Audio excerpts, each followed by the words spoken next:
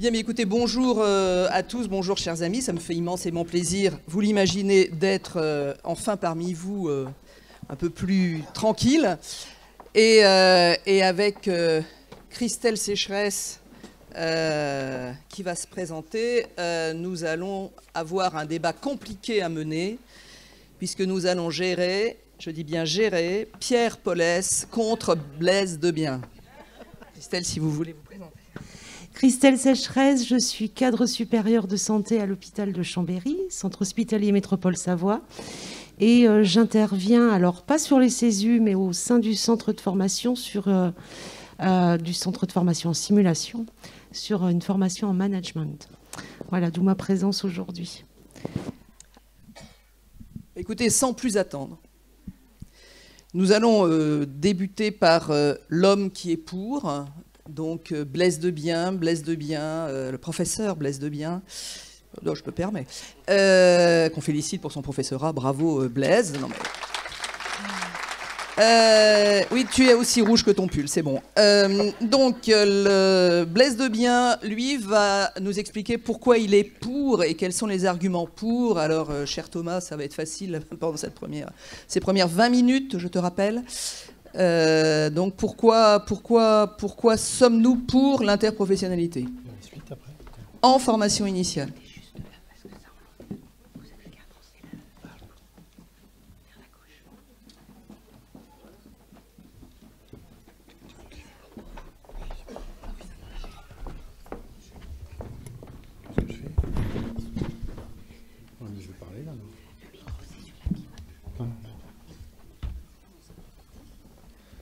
Vous voyez que finalement, l'interprofessionnalité est importante. Je ne suis pas technicien, je suis médecin responsable pédagogique à Montpellier. Tu vois ? Bon. Ah oui, alors, Pierre, Blaise, ça fait longtemps qu'on se connaît, ça fait longtemps qu'on fait d'ailleurs des controverses, donc tout va bien. Tout va bien. C'est vrai que j'ai un peu la part un peu facile. On est là, oui. La part un peu facile, Pierre... un peu plus compliqué, mais je pense que de toute façon, il trouvera les arguments, donc j'ai pas peur. T'es pas mon contradicteur. Oh, je t'adore. Ah non, on nous a présenté comme quoi c'était toi son contradicteur. D'accord, parce que toi, tu es en formation continue ? Ah, moi, je suis en formation initiale. Alors, qui est contre pour la formation initiale? D'accord. Alors, attendez, hop, on reprend. Chers amis, nous sommes ravis d'être avec vous aujourd'hui, et comme vous l'avez compris, bien évidemment, nous allons avoir donc deux débats, un pour et contre concernant la formation initiale et un pour et contre concernant la formation continue. Nous commençons par la formation initiale. Blaise, merci. Attends, qu'est-ce qui s'est passé? Voilà, très simple. Bon, première diapo pour un peu poser et puis faire la transition avec ce qui vient d'être dit et brillamment dit juste avant. Oui, finalement, c'est politiquement correct que de parler aujourd'hui d'interprofessionnalité, puisque politiquement, c'est aussi ce qui nous est demandé. Et depuis l'HS en 2002, la loi HPST et bien entendu les définitions de 2010 de l'OMS. Et puis, on a eu une grande conférence en santé en 2016 qui nous a clairement dit qu'il fallait développer et mieux organiser les interactions entre les étudiants et des différentes filières de formation en santé. Donc voilà, c'est politiquement correct. C'est tout à tracer d'ailleurs.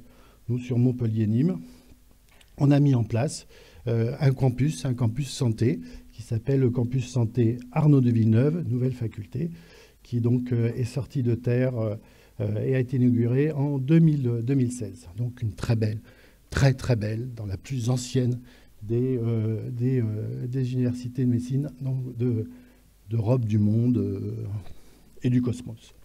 Voilà.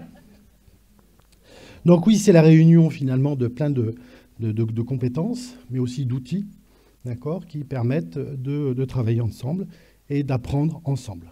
On va y retrouver donc les étudiants en médecine, on va y trouver les étudiants en pharmacie, on va y trouver les filières maïeutiques, mais aussi orthoptistes, enfin bref.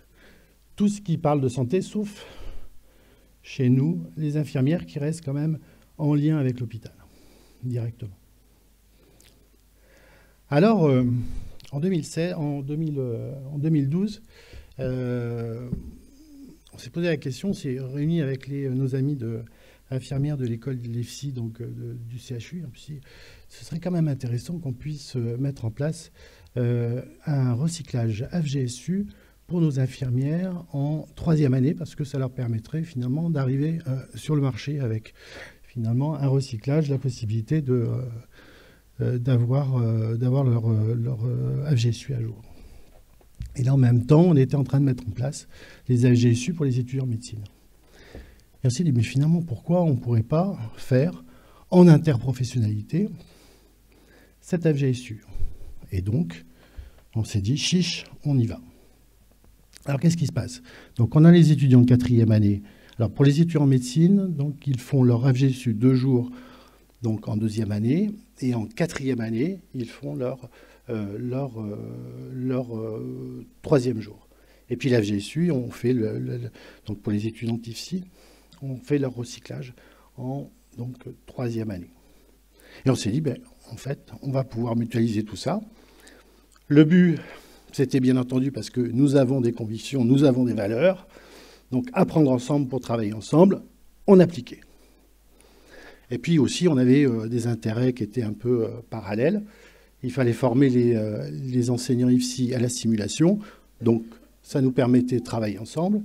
Et puis, on s'est dit que finalement, débriefer en double voie, c'était fort intéressant. Et donc, on a mis en place, et on a cette antériorité, je dirais, de réaliser ces FGSU en interpro depuis maintenant, donc 2012. Alors, la question, c'était, est-ce que, finalement, il y a un intérêt ou pas de travailler ensemble? Alors, on a réalisé plusieurs études.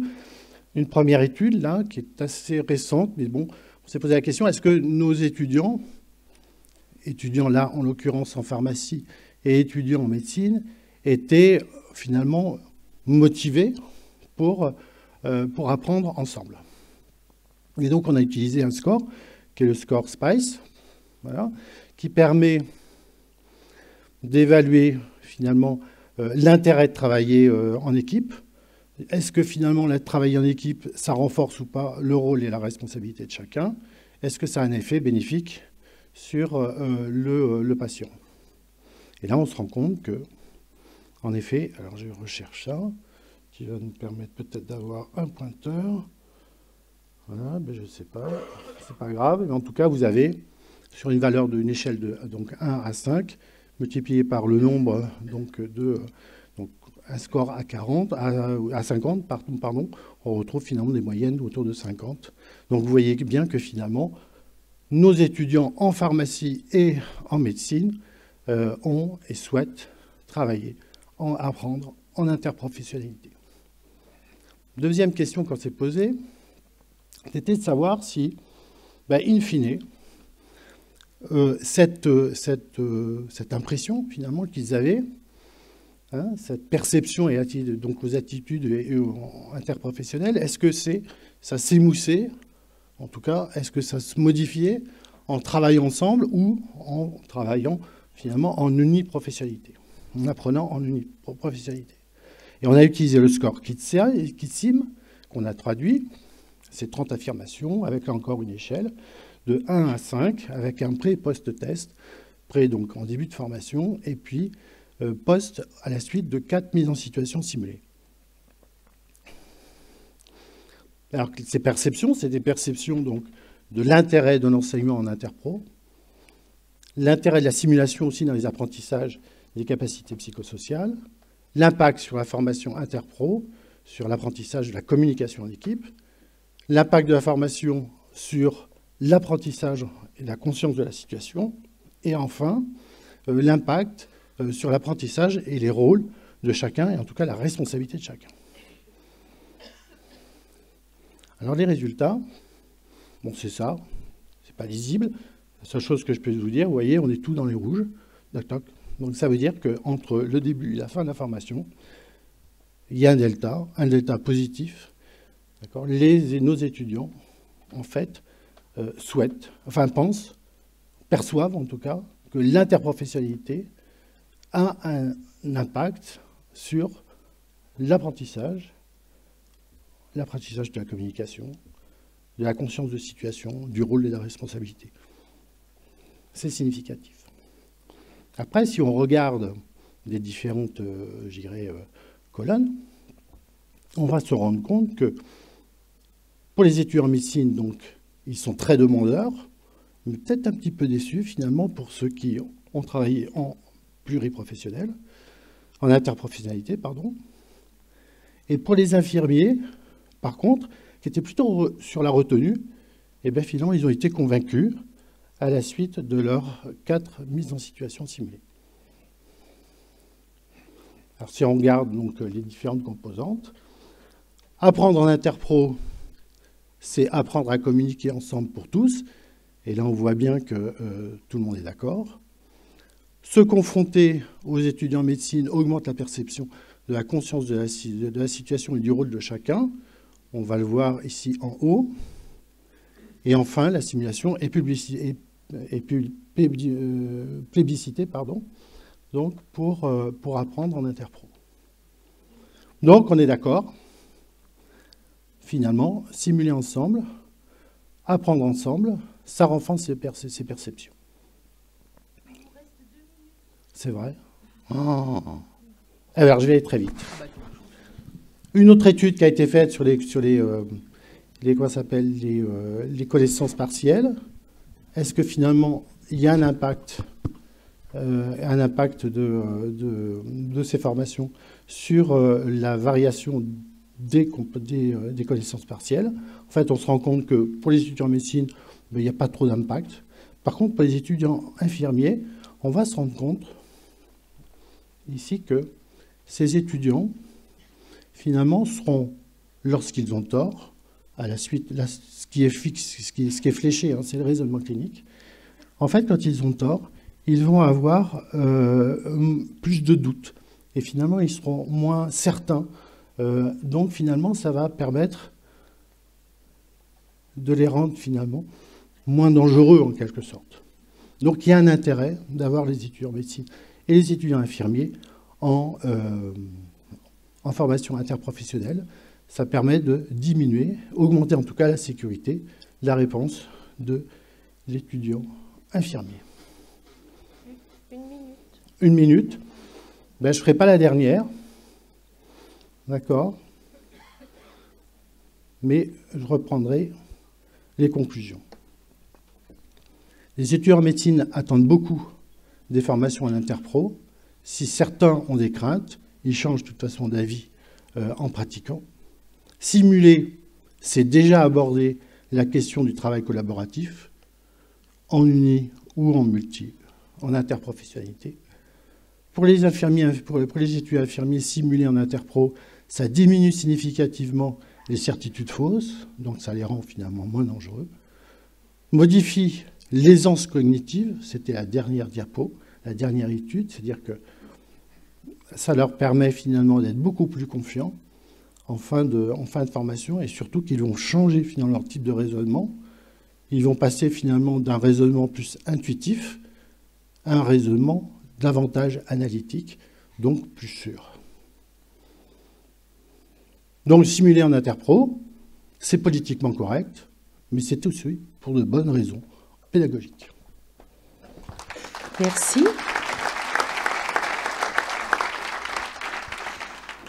On va désormais entendre le docteur Estelle Leruste, qui est médecin urgentiste au centre hospitalier Métropole Savoie, donc à Chambéry,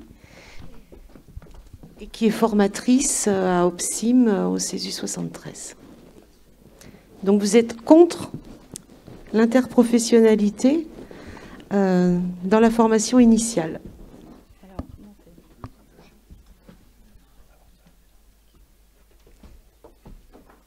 Alors j'ai un diaporama d'une grande simplicité, ce que je risque d'oublier d'appuyer sur le bouton pour passer à la diapo suivante. Je suis déjà en surcharge cognitive. On m'a donc demandé de défendre la thèse indéfendable. Ce n'est pas à la mode.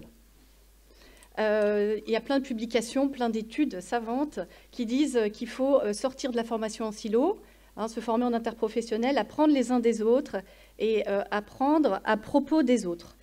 Alors, ici, on est en France. Je vais rappeler quelques réalités de terrain. J'ai fait un petit calcul. J'ai compté les étudiants que ça représentait Alors j'ai compté les internes, les externes en médecine, les élèves infirmières, les élèves aides-soignantes, les élèves ambulanciers, les sages-femmes. Alors j'ai oublié les pharmaciens et d'autres. Ça fait déjà à peu près plus de 80 000 personnes. Alors il y a un vrai enjeu. En plus, c'est des gens qui ont des durées de formation complètement différentes. Un ambulancier se forme en 6 mois, une aide-soignante en 1 an, un médecin en presque 10 ans.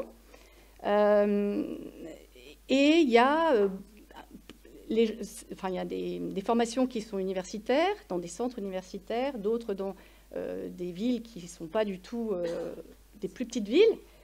Donc déjà, mélanger des étudiants, ça veut dire, géographiquement, c'est un maillage qui est déjà complexe.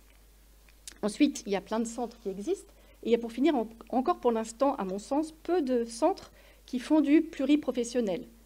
Donc ça va demander déjà de former les formateurs, et puis ça va demander plus de centres, parce qu'actuellement on n'a pas le développement, plus de matériel, des mannequins haute fidélité, donc un budget conséquent pour la France. Alors ensuite, on va peut-être se demander qu'est-ce qu'on veut, on veut les former ensemble à quoi? Alors on peut dire, il y a un intérêt, donc pourquoi pas leur apprendre à faire ensemble une ponction lombaire? Je sais que ça existe déjà dans certains centres, réunir des aides-soignants, des élèves aides-soignants, des élèves infirmiers, des élèves, des externes, et puis leur apprendre ensemble à réaliser une ponction lombaire, puisque plus tard, ils la feront ensemble. Ou aussi, on peut leur proposer aussi des formations arrêt cardiaque, adultes, enfants, ou de la prise en charge des nouveau-nés en salle de naissance. Enfin, il y a plein de thématiques à travailler ensemble. Donc en fait, il va falloir beaucoup plus de centres, beaucoup plus de formateurs, beaucoup plus de matériel et beaucoup de thématiques. C'est énorme.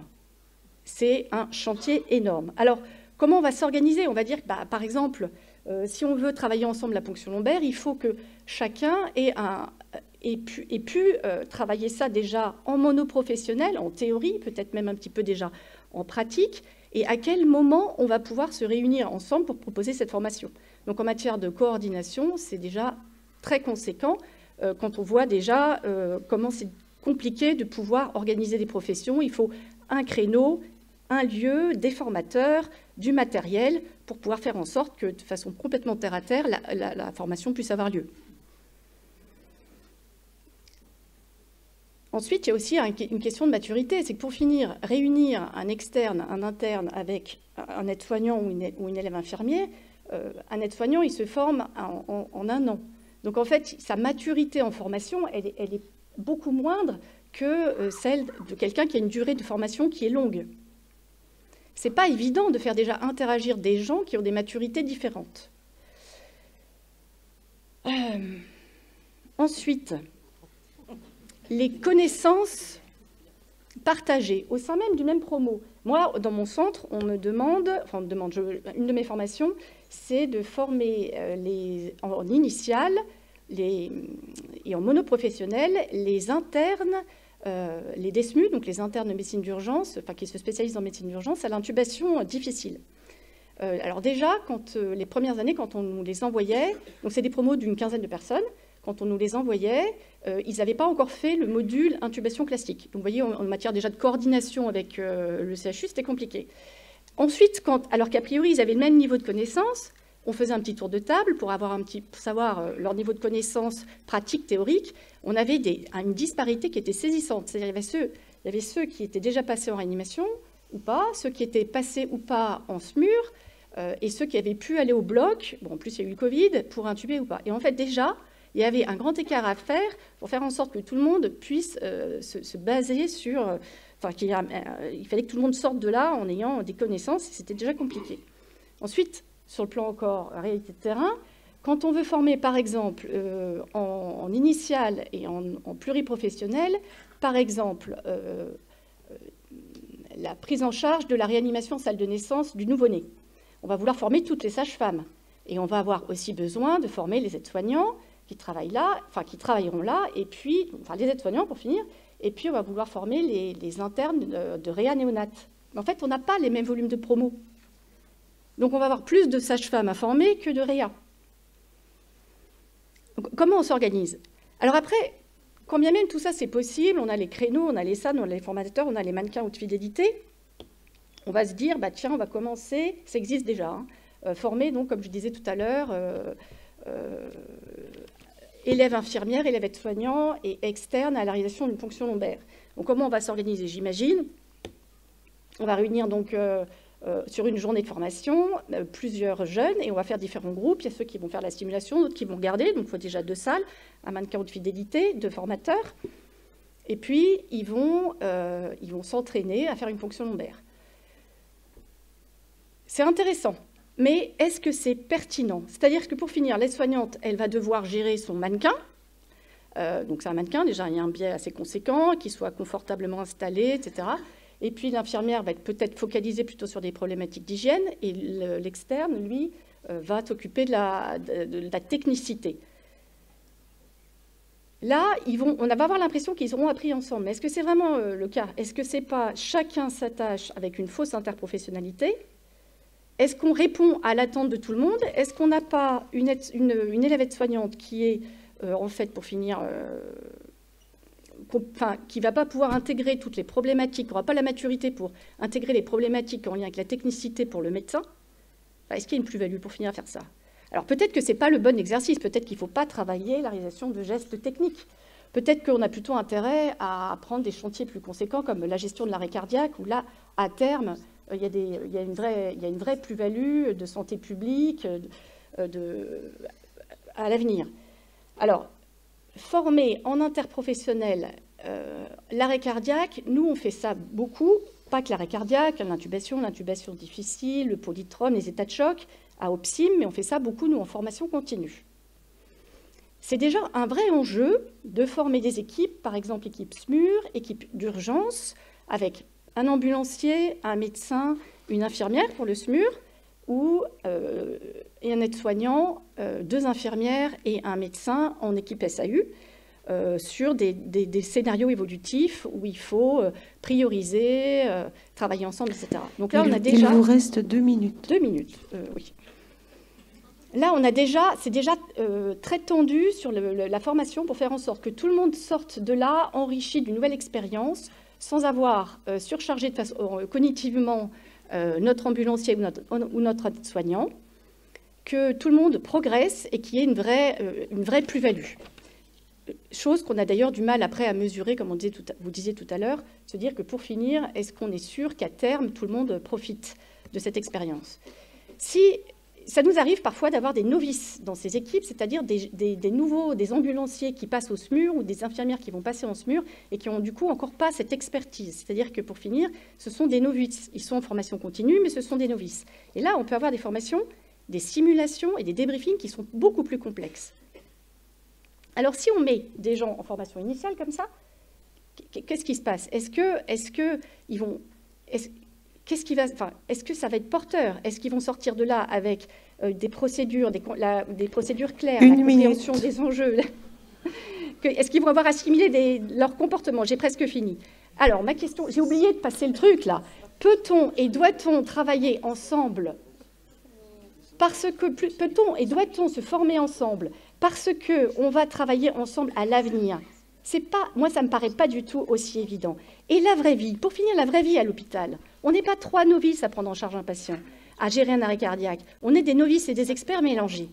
Alors, est-ce que ce n'est pas beaucoup plus pertinent de mettre le paquet plutôt sur de la formation monoprofessionnelle en premier lieu, théorique, puis après, sur le terrain, ça existe déjà, bien sûr, j'enfonce des portes ouvertes, mais en stage, avec le compagnonnage, mélanger novices et experts, et puis surtout, garder nos lieux de formation pour faire de la formation continue interprofessionnelle, où là, on cible notre public, on se base sur des équipes qui travaillent déjà ensemble, où il y a un vrai enjeu pour gagner en compétences, pour améliorer les prises en charge, diminuer les événements, les accidents liés aux soins, les événements indésirables graves, mieux prendre en charge les patients. La phrase de conclusion, s'il vous plaît. Parce que qu'il ne faudrait pas que, puisqu'au nom de former les novices en interpro, qu'on perde, parce qu'en fait, nous, on n'a pas de moyens. Donc, il faut qu'on puisse... il ne faut pas il faut mettre le paquet plus tôt pour l'interprofessionnalité, mais je ne voudrais pas marcher sur les plates-bandes de mes collègues. Donc pour conclure, au vu du nombre d'étudiants à former, au vu des moyens dont on dispose pour la formation et des problématiques de terrain, la formation interprofessionnelle initiale ne me paraît pas pertinente. C'est intéressant, mais ce n'est pas pertinent quand on corrèle ça au coût global, humain, financier, de moyens. C'est beaucoup plus réaliste, à mon sens, et plus efficace de former les étudiants en monoprofessionnel, mais aussi en pluriprofessionnel, mais en stage sur le terrain, en brassant novices et experts. Ça laissera de la place dans nos centres de formation pour la formation continue pluriprofessionnelle, où il y a des vrais enjeux. Je vous remercie.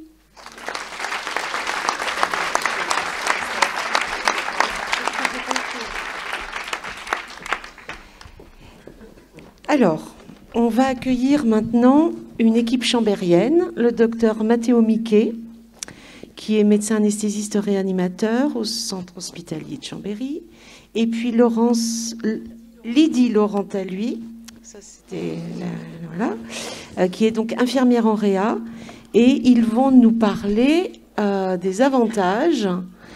Vous êtes pour l'interprofessionnalité en formation continue. Donc vous avez 10 minutes, vous avez bien compris que j'étais maître du temps et que je ne vous ferai pas de cadeau. Je lui ai proposé de prendre la place, mais elle n'a aucune confiance. Alors. Donc, moi c'est Mathéo, elle c'est Lydie. Hein, et c'est Lydie qui commence. C'est moi qui vais commencer. Voilà. Donc pour enseigner en interprofessionnel en formation continue. Arrête.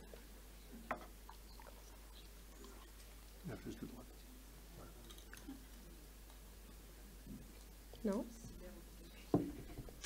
Alors, comment en équipe pluriprofessionnelle constituée, et évidemment, par la simulation. Donc, la simulation, c'est un apprentissage expérientiel. Alors, je ne vais pas rentrer vraiment dans le détail de la théorie de Kolb, mais la réflexivité, elle prend vraiment l'action du sujet pour objet. On sait que dans nos situations, dans nos milieux professionnels, il est vraiment difficile d'être dans l'action et de comprendre tout ce qui se passe.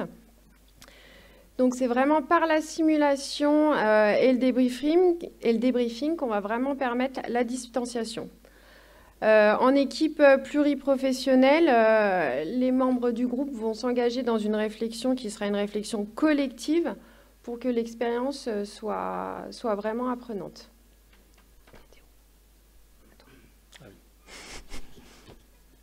Merci. Oui, effectivement. Donc, nous, interprofessionnels, interdisciplinaires, interdisciplinaires, on pense qu'il faut prendre tous ces concepts voilà, comme étant positifs. Alors, vous l'avez tous compris, nous, ce qu'on souhaite, c'est mobiliser toutes les sources impliquées dans la gestion d'une situation difficile ou complexe. Donc, tous les protagonistes vont être réunis. On peut réunir un couple de pompiers, d'ambulanciers, des manipulateurs radio avec un radiologue, mais le plus souvent, vous l'avez compris, c'est médecin, infirmière, 1 ou 2 personnes, 1 ou 2 infirmières, une aide-soignante, on va jusqu'à 4-5 personnes.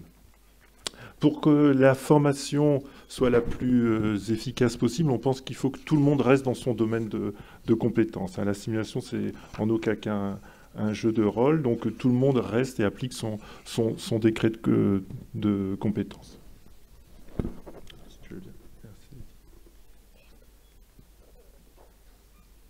Voilà. Alors, l'interprofessionnalité, c'est un indispensable.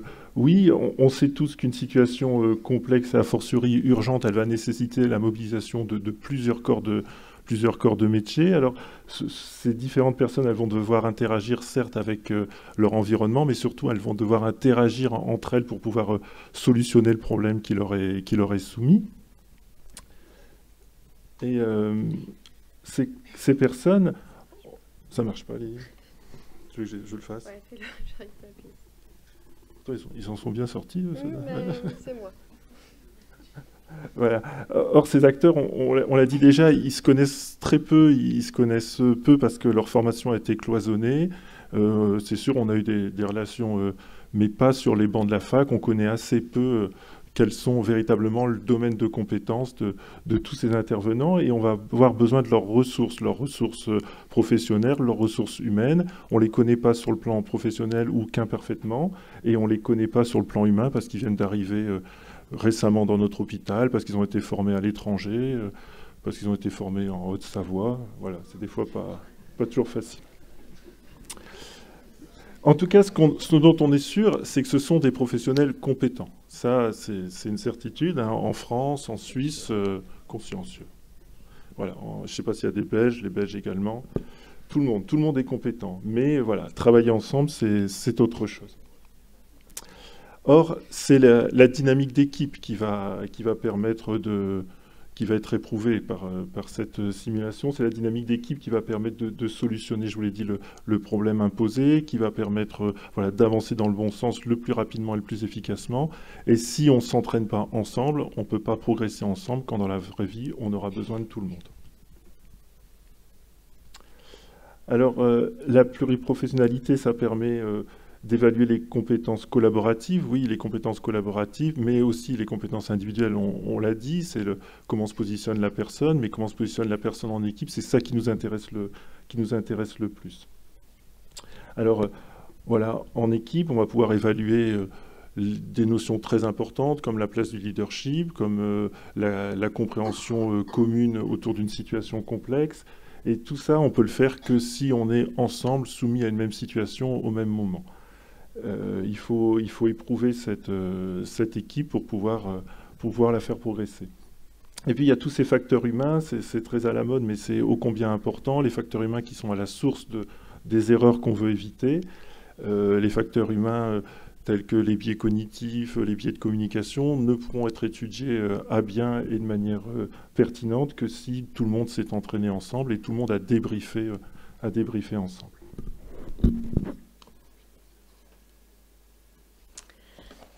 Alors, d'une équipe d'experts à une équipe experte,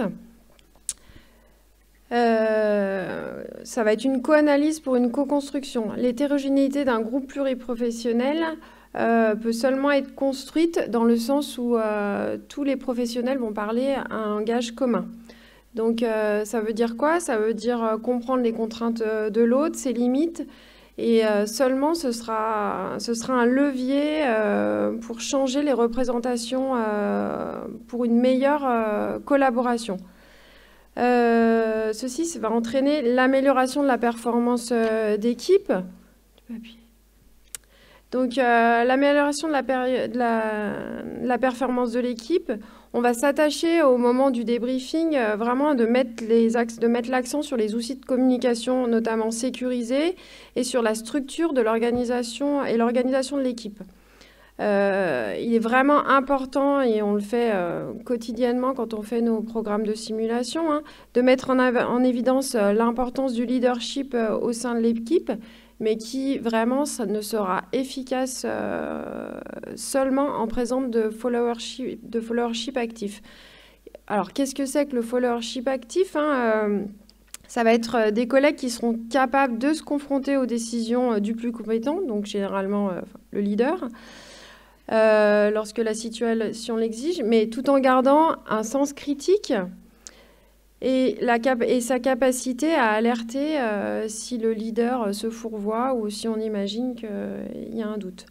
On travaille vraiment aussi sur ce leader, à lui faire vraiment, à le rendre, enfin, à encourager à ce qu'il soit apte à prendre en compte les suggestions du follower. Vous imaginez bien que ce n'est pas pendant une situation d'urgence vitale ou de déchocage qu'on peut se perfectionner sur son positionnement, qu'on soit médecin, infirmière ou aide-soignante. Voilà, on utilise aussi beaucoup en simulation pendant le débriefing la conscience du monitorage de situation, d'encourager les gens à faire un arrêt sur image qui sera très bref pour que tout le monde ait la conscience de la situation. Il nous reste 2 minutes. Parfait. On va aussi encourager évidemment le soutien mutuel qui nous permettra vraiment de gagner en expertise. c'est pas facile. Donc, en conclusion, on apprend toujours seul, mais jamais sans les autres. En résumé, les compétences collectives de bonne prise en charge d'un patient dépassent vraiment la somme des compétences individuelles, et on est tous d'accord pour dire qu'elle est la résultance des compétences collaboratives, c'est-à-dire à la fois le savoir-faire et le savoir-être de chacun.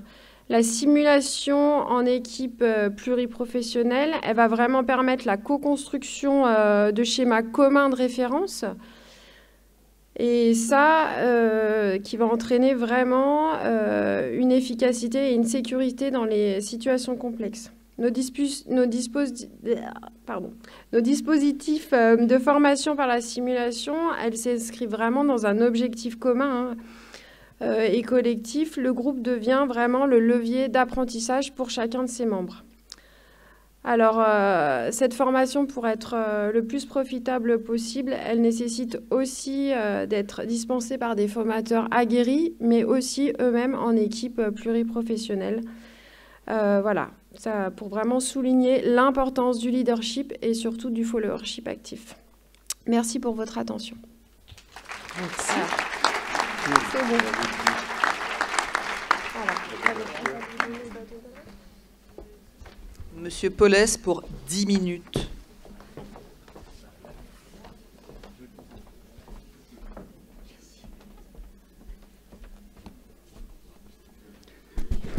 Alors, il va d'abord y avoir un propos liminaire, parce que le maire de Chambéry, monsieur le directeur général de l'hôpital, ont commencé à me savonner la planche. Ensuite, heureusement, à Chambéry, il reste des esprits libres et indépendants, comme le docteur Leruste, merci Estelle, pour avoir mis le point sur la formation initiale, sur un ensemble de difficultés. Le défi de l'interprofessionnalité. Quand j'ai reçu la commande et l'intitulé, je me suis dit, top, on va enfin pouvoir parler de ce qui nous rassemble. Et puis j'ai relu et je me suis rendu compte que je ne défendais pas du tout le pour. Je défendais l'opposé de ma conviction. Et là, oh là, il se passe des choses.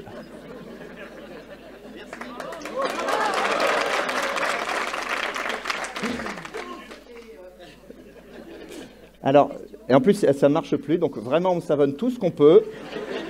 Est-ce qu'on pourrait la remettre au début, s'il vous plaît? Ça, c'est la première? Non, c'est pas la première. Il vous reste 9 minutes. Non, on va lui donner 30 secondes de plus parce qu'on est juste magnanime. C'est toujours pas ça. Bon, peu importe. Non, non, non, Pierre, non, parce qu'après, tu vas nous dire, voilà, tiens. Je connais. Et donc, je reprends, c'est le bouton de droite, m'a-t-on dit, c'est ça? Bouton de droite, ça marche. Donc au début, un festival. On se dit, ça va être simple, l'interprofessionnalité, c'est tellement à la mode, tout le monde en parle, ça va être absolument génial. Et puis je relis la commande, et là je me rends compte que je défends le contre. Comment vous dire? À ce moment-là, je me dis, ou alors ils ne me connaissent pas, ou alors les Chambériens ne sont vraiment pas sympathiques vis-à-vis des Hauts-Savoyards, ou alors il y a quelque chose à creuser. Et donc, il y avait quelque chose à creuser. Alors, l'histoire nous a été rappelée par M. Fassier. Effectivement, en 1919, le rapport To Where is Human, grâce à l'Institut de médecine, montre que 70% des événements indésirables graves sont liés à des problèmes de communication ou de coordination. Quand on prend ça à l'échelle des États-Unis, il y a 40 à 100 000 patients qui meurent de problèmes de coordination ou de communication.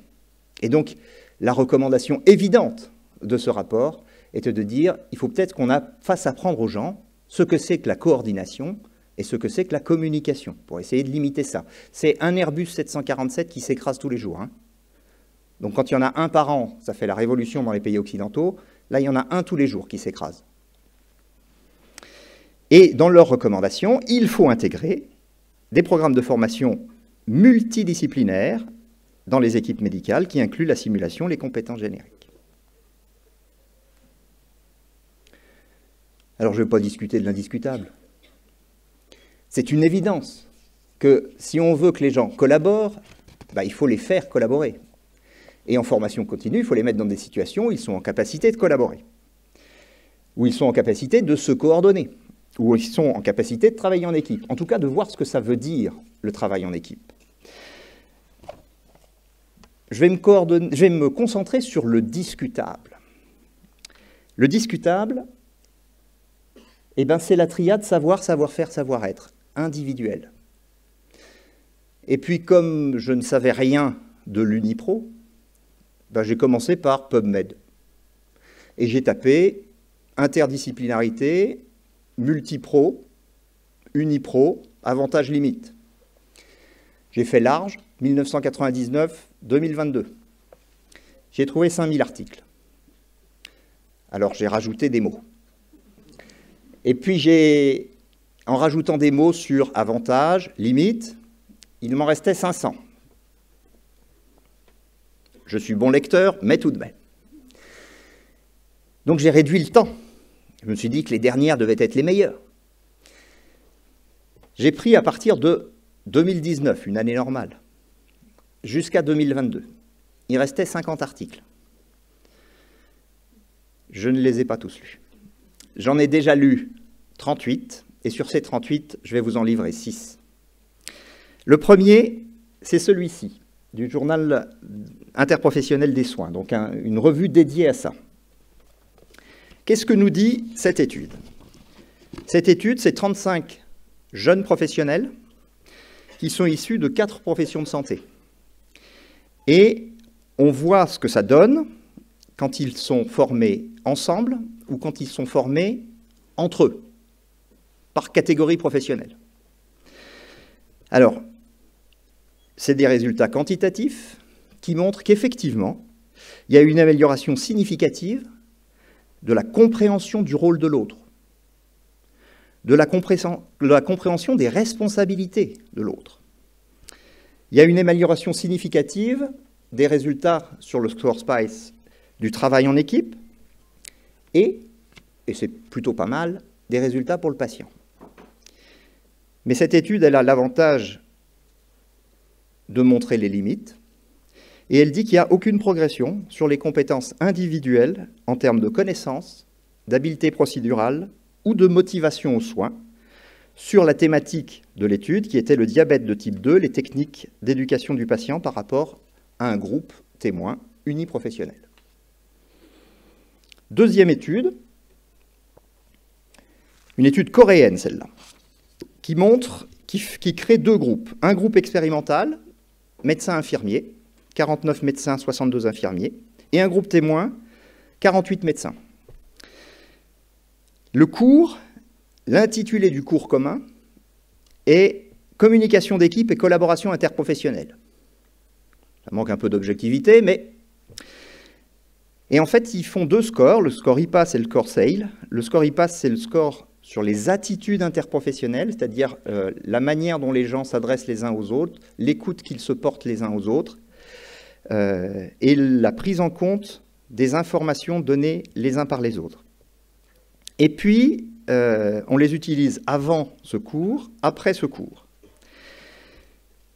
Alors, dans les rapports d'auto-efficacité et d'attitude dans les 2 groupes, eh bien, les valeurs de ces 2 scores ont augmenté aussi bien dans le groupe interprofessionnel que dans le groupe uniprofessionnel. Et la différence entre les 2 groupes, qui est en faveur de l'interprofessionnel, est non significative. Une 3e équipe fait une 3e étude. Alors, là, cette étude-là a été publiée en 2022. L'objectif était d'explorer et de comparer les résultats d'apprentissage immédiats et à 8 mois d'une équipe de jeunes professionnels lorsqu'ils traitent des patients sous supervision. C'est-à-dire, on créait des dyades, un jeune professionnel en exercice qui était supervisé par un autre professionnel qui pouvait être de sa profession ou qui pouvait être d'une autre profession. Et dans la pratique, eh bien, les dyades uniprofessionnelles permettent d'accélérer les acquisitions et de conforter les compréhensions des rôles propres. La dyade multiprofessionnelle facilitait les relations entre les professions et la prise de conscience des forces et faiblesses de sa propre profession. Ça, c'est sûr, donc, de ces études et des quelques autres que j'ai pu lire, il ressort un élément, et cet élément, c'est qu'il n'y a pas de différence significative sur les compétences individuelles, qu'on les forme en interpro ou qu'on les forme en multipro.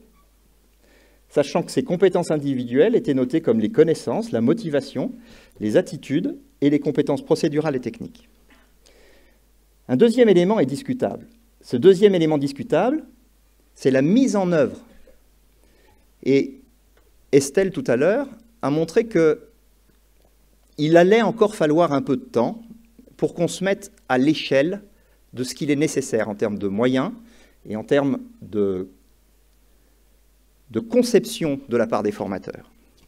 Là aussi, je vous ai réservé le gratin des études que j'ai lues, à savoir les trois qui m'ont semblé le plus intéressants. En sachant qu'il vous reste 2 minutes. Aucun problème, je tiendrai le temps. Alors, cette première étude, elle est japonaise, et c'est la participation à des formations ulti ou multipro. Et il mesurait là des choses intéressantes, c'était la durée d'attention des différentes personnes en fonction de leur profession. Et puis la rétention immédiate et à 8 mois du contenu du cours qui était donné en commun. Et bien, il y avait une diminution non significative de la durée d'attention et de la rétention à long terme dans le groupe multiprofessionnel. Deuxième étude, une étude qui est faite au Malawi et qui était une étude qualitative pour les enseignants et les formateurs. C'était une étude qui s'intéressait aux obstacles projetés ou observés dans les difficultés d'ingénierie et de didactique professionnelle. 18 axes ont été repérés. Vous avez inclus les 30 secondes supplémentaires? Bon. Semblait bien. Dernière étude, l'analyse des résistances à l'organisation. Et en fait, sont introduits 2 axes qui doivent nous faire réfléchir. Le premier, c'est qu'il n'y a pas qu'une histoire de formation là-dedans. Il y a une histoire de rapport savoir-pouvoir entre les professions, et il y a une histoire d'interférence interprofessionnelle. Qui se place où dans le cursus de la décision?